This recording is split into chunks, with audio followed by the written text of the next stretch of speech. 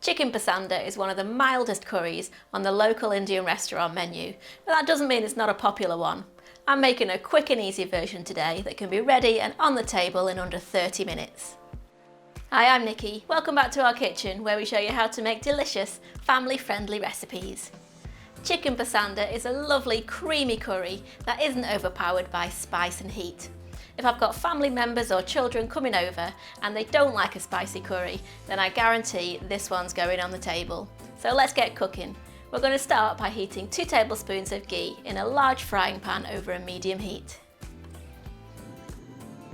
I do like to use ghee in curries as it gives a lovely buttery flavour, but if you can't get hold of any or you don't want to use it, then just replace with 2 tablespoons of oil. Add a large diced onion to the pan and cook for 5 minutes, stirring often until softened.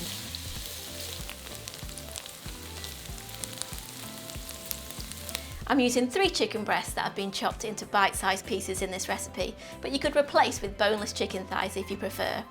This is a quick recipe, so I'm not going to marinate the chicken, but if you wanted to and you've got a little bit more time, you could make a chicken tikka pasanda. I'll leave a link to my chicken tikka recipe up here.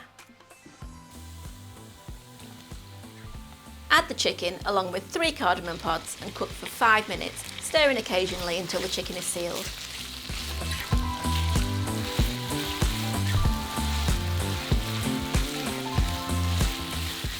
And now we're going to start to build up the flavours with the spices. Now, as I said, this is a mild curry, so we're not going to go too mad with the spices, but we are going to add a few in there because it is a curry after all.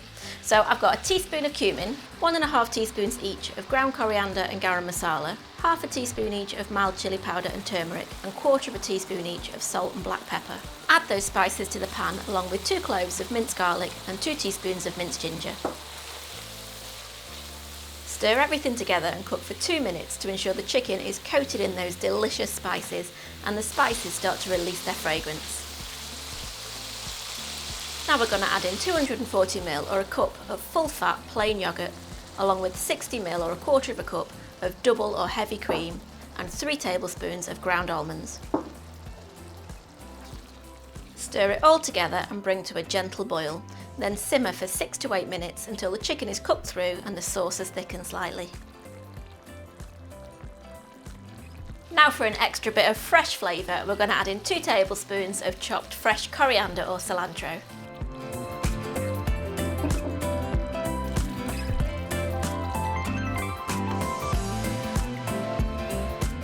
Serve with some boiled rice and top the pasanda with toasted almond flakes and some more fresh coriander. And if you like a spicier curry, then this chicken madras is mine and Chris's absolute favourite. Be sure to subscribe because I'm going to be posting my recipe for homemade chapati really soon, which goes well with any curry. This looks so creamy. It's perfect.